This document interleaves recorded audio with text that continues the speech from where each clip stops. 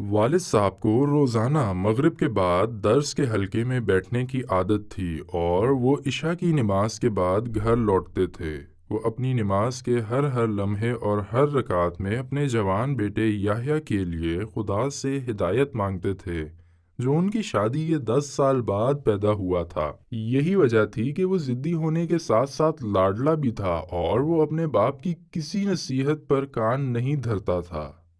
ایک رات مغرب کی نماز کے بعد مسجد کے امام درس دینے سے معذرت کر رہے تھے تو والد صاحب گھر واپس آ گئے۔ اس وقت یحییٰ انتظار کر رہا تھا کہ اس کا دوست اسے لینے آئے اور اسے معمول کے مطابق رات باہر گزارنے کے لیے جانا تھا۔ والد نے یحییٰ کو اپنے ساتھ بیٹھنے اور بات کرنے کو کہا۔ جب دونوں بیٹھ گئے تو باپ نے آسمان کی طرف دیکھا اور اللہ سے دعا کی کہ وہ اس کی مدد کرے اور اس کے بیٹے کو راہ راست پر لانے کی اس کی خواہش پوری کرے۔ اس نے اپنے بیٹے سے شائستگی سے کہا، تمہاری عمر اب 20 سال ہے لیکن تم فرض نماز کے وقت بھی سوتے رہتے ہو اور تم نماز کے اوقات کی پرواہ نہیں کرتے۔ تم اپنا سارا وقت اپنے دوستوں کے ساتھ باہر گزارتے ہو اور صبح کے وقت گھر لوٹتے ہو اور پھر مغرب کے وقت جاگ کر تھوڑی دیر اپنی والدہ کے پاس بیٹھتے ہو اور پھر باہر کی طرف روانہ ہو جاتے ہو۔ تم اپنا زیادہ تر وقت اپنے دوستوں کے ساتھ کھیلنے اور تفریح کرنے میں صرف کرتے ہو، لیکن تمہیں اپنا سبق پڑھنے کے لیے 1 گھنٹہ بھی نکالنا مشکل لگتا ہے۔ کیا تم اپنے لیے یہی زندگی چاہتے ہو؟ میں پورے وثوق سے کہہ سکتا ہوں کہ تم نے کبھی اپنی حالت یا اپنے دوستوں کی حالت پر 5 منٹ کے لیے بھی غور نہیں کیا۔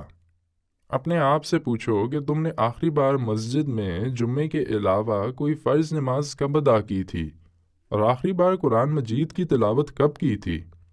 میں تم سے کوئی ناممکن بات نہیں مانگتا، میں صرف یہ چاہتا ہوں کہ تم اس راستے کا انتخاب کرو جس پر چلنے کے لیے اللہ نے تمہیں حکم دیا ہے، اور یہ جان لو کہ تم اپنے تمام اعمال کے لیے جواب دہ ہوگے، جیسا کہ حضور نبی اکرم صلی اللہ علیہ وآلہ وسلم نے فرمایا، اللہ کا بندہ قیامت کے دن کھڑا رہے گا یہاں تک کہ اس کی 4 چیزوں کے بارے میں سوال نہ کیا جائے: زمین پر اس کی زندگی اور اس کے علم کے بارے میں، اور اس نے کیسے اسے استعمال کیا، اور اس کی مال اور اس کے دولت کہ اس نے اس کو کیسے خرچ کیا، اور اس کے جسم کے بارے میں کہ اس نے اس کو کیسے استعمال کیا۔ اپنے والد کی گفتگو کے درمیان یحییٰ نے اپنے دوست کی آواز سنی جو اسے نیچے بلانا چاہتا تھا۔ نیچے آنے میں تاخیر پر اس کا دوست اسے چھوڑ کر چلا گیا۔ باپ حیران تھا کہ اس کا بیٹا پہلی بار اس کی نصیحت پر راضی ہوا ہے اور وعدہ کر رہا ہے کہ وہ اللہ سے معافی مانگے گا اور اپنے دوستوں کو بھی ایسا کرنے کا مشورہ دے گا۔ اچانک باپ بیٹے کی گفتگو میں ان کے ساتھ والی گلی میں 2 کاروں کے درمیان حادثے کی آواز نے خلل ڈالا۔ دونوں باہر گئے تاکہ دیکھیں کہ کیا ہوا ہے۔ چند قدم آگے یحییٰ رک گیا اور رونے لگا اور اپنے والد سے کہا، یہ میرا وہ دوست ہے جس کے ساتھ جانے کا وعدہ میں نے آپ سے گفتگو کرنے سے پہلے کیا تھا۔ میں بھی اس کے ساتھ ہو سکتا تھا اگر اللہ کی مرضی اور اس کے بعد آپ سے مشورہ میرے ساتھ نہ ہوتا۔ میں چاہتا تھا کہ آپ کی بات چیت جلد ختم ہو جائے، اس لیے نہیں کہ میں تنگ ہو رہا تھا بلکہ اس لیے کہ میں اپنے دوست کو جلد از جلد واضح طور پر یہ بتانا چاہتا تھا کہ وہ اپنی زندگی کو ایسے روپ میں ڈھالے جس سے اللہ خوش ہو۔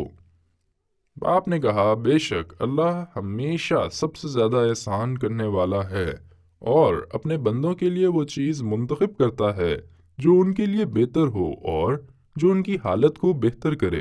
یہ اس لیے ہے کہ اللہ ان سے محبت کرتا ہے اور ان پر مہربان ہے۔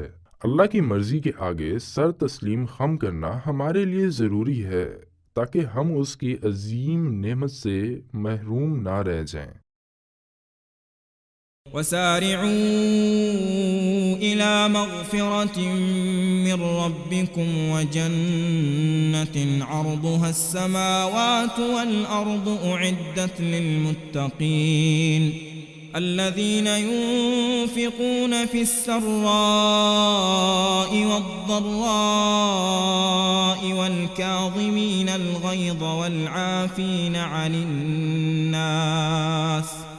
والعافين عن الناس والله يحب المحسنين۔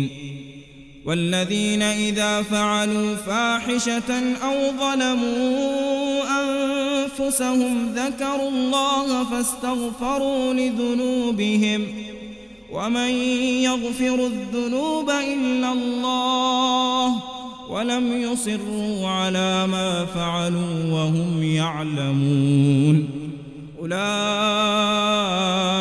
جزاؤهم مغفرة من ربهم وجنات تجري من تحتها الأنهار خالدين فيها ونعم أجر العاملين